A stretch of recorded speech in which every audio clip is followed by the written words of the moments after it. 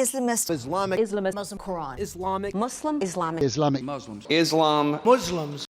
Islam, the reason that I converted is Allah is the one true God. So I actually took Shahada 10 days ago. I'm very grateful the religion was brought to me and I accepted it, and God's made my path extremely easy.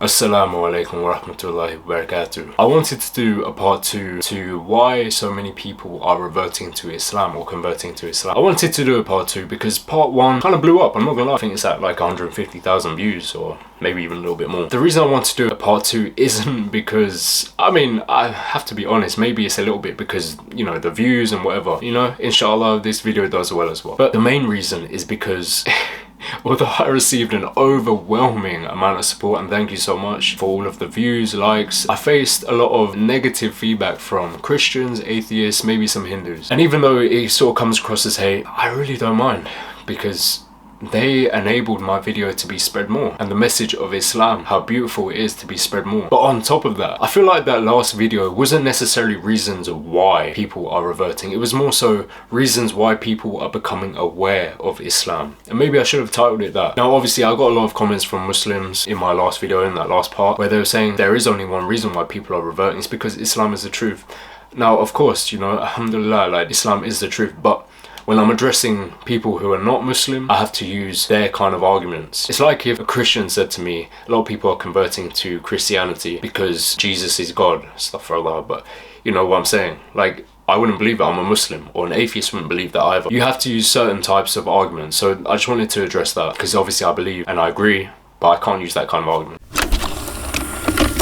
So the first point that I want to start off on, it's not a reason why people have reverted. Leading on from last video, I think it ties it up quite well, is that a lot of people sort of came to a realization that social media, media outlets, and all of these big media channels, they all lie about everything. They lie about certain, all of that kind of stuff. They lie about certain protests, they lie about other countries, they lie about so much. So I think a large number of people are starting to view their negative takes on Islam and Muslims and think, wait, if you're lying about this other thing, are you not lying about this? I think only a dummy, only like an NPC would watch the news and disagree about something and say they're lying about this, but then take everything else as a truth. I think you have to investigate for yourself, and I think a lot of people are, a lot of people are using social media. But anyway, I just want to say that just to tie the videos together, and now I will tell you about the reasons why people are reverting to Islam.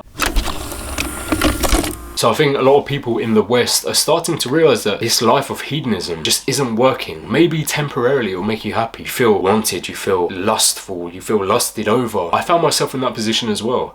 I do certain things, I live a certain lifestyle. At the end of the night or the next day, you feel terrible. You don't feel fulfilled in a sense. Maybe you achieve something that you wanted to achieve. You feel happy for about a day, a week, and then those feelings subside and you feel, I need this extra thing, otherwise I don't feel happy. With Islam, when you have that connection with Allah subhanahu wa ta'ala, you feel fulfilled.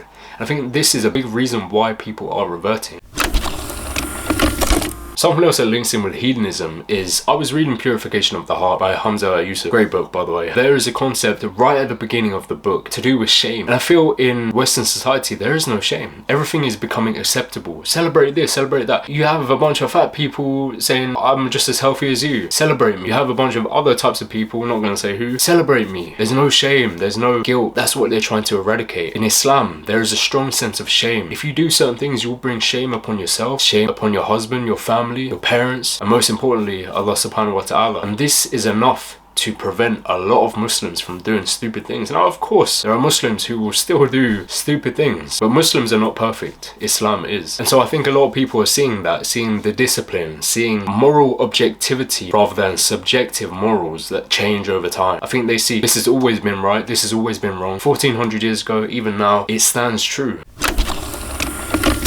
Another massive thing. So I was almost convinced of Islam at a certain point, but I think scientifically, mathematically, rationally, it didn't make sense to me. And when I researched it more and I found the absolute, what we would call miracles in the Quran, I could not say this isn't true. All of these come from the Quran, which was written 1400 years ago when science was in its complete infancy. Almost all of these were only discovered in the last 100 years, 150 years or so. Made every living thing from water. The Big Bang Theory, you know, the heavens and the earth earth were one and then they were separated. This goes along with the expansion of the universe. It talks about this as well. 1400 years ago. It talks about embryology, how embryos or babies are formed. And even a scientist, I forget his name, I'll put it on the screen. He was a non-Muslim and he said this message that came from the Prophet sallallahu alaihi wasallam must have come from Allah subhanahu wa ta'ala. It was so advanced for its time, and even up until about 100, 150 years ago, it was unknown. This was 1400 years ago. The sky's protection. There's a layer of gases that surrounds the earth, which protects us. It protects our atmosphere. Iron not being natural to earth.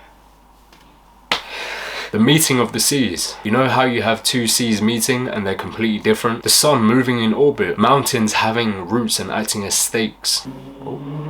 Humans having pain receptors in the skin, internal waves in the ocean, the frontal lobe. And honestly, these are just a few of so many scientific miracles from the Quran. And on top of this, there are mathematical miracles as well.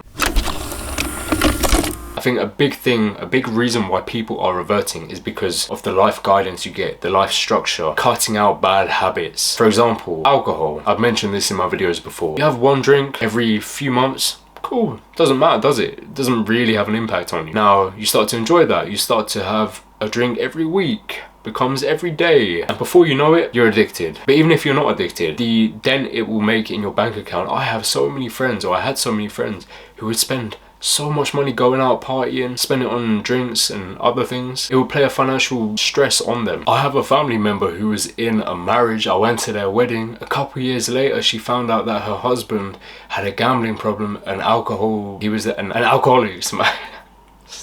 He was an alcoholic and he spent all of their money on gambling and drink. This is the kind of thing, this is the kind of impact that this thing could have. For the sake of what? Escaping your reality for a couple of hours, waking up with a hangover. How does this benefit you? In Islam, we cut it at the root. We say, no, it's not allowed, even in small quantities. Even, you know, drugs, gambling, interest, like a lot of these things destroy society, it destroys families, destroys people, destroys lives. So in Islam, we cut it out. We say no. And I think a lot of people who have suffered from these things outside of Islam realize that in this consumer world that we live in with capitalism, where companies, all they're trying to do, they don't care about people, they're just trying to sell. That's all they're trying to do. They don't care about you. In Islam, we care about each other. As soon as you become Muslim, you're one of our brothers or sisters. But other aspects, obviously, in Islam promotes not eating too much. Third of your stomach should be food, third water, third nothing, like air, whatever you want to call it. Eating healthy, working out, working hard, providing for your family if you're a man especially, having kids, getting married, not talking about people in a negative way, respecting your parents, respecting your family, respecting other religions, and being humble. And all of these things, obviously there's so much more, but all of these things lead to a better society. It leads to you becoming a better person. A surprising point that I'm sure a lot of Christians and atheists and whoever else will hate, absolutely hate, is the fact that in Islam, women had rights hundreds and hundreds and hundreds of years, way before any woman in the West had rights. In the West, women had rights, what, 100 years ago? In Islam, they had rights 1400 years ago. Isn't that insane? Isn't that crazy? So like, women were championed in Islam and still are. The difference is now, in the West, we treat men and women as the same. In Islam, we know that men and women are not the same.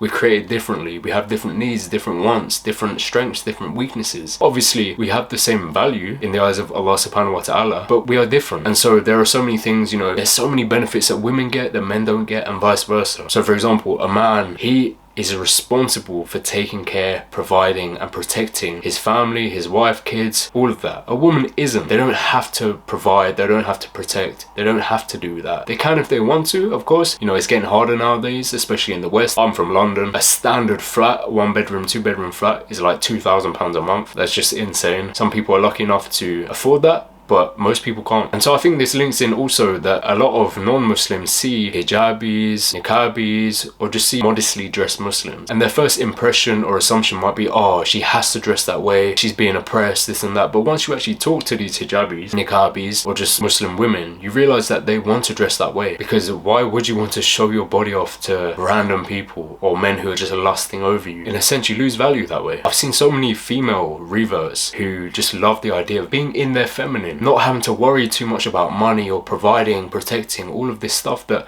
the Western world has forced women into. Forced. That is oppression in itself. Making them feel like they're not good enough. You have to act like a man. You still have to look like a woman. You have to put on makeup. You have to do all this and that. But you also have to act like a man. And you're a slave to your boss. You're a slave to work rather than Allah subhanahu wa ta'ala.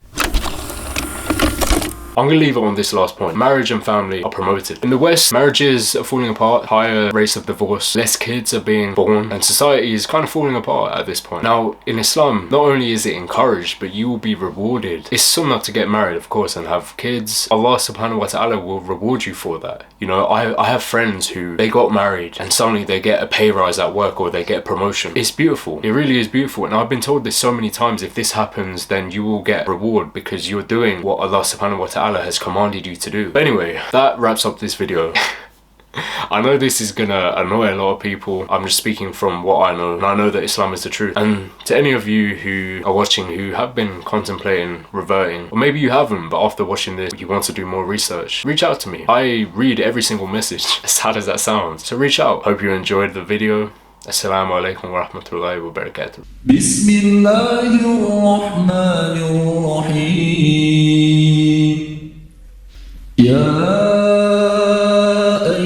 الذين آمنوا من يرتد منكم عن دينه فسوف يأتي الله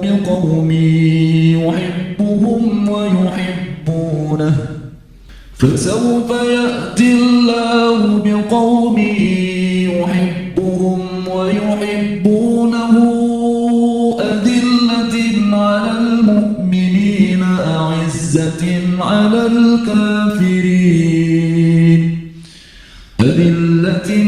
المؤمنين أعزة على الكافرين يجاهدون في سبيل الله ولا يخافون لومة لائم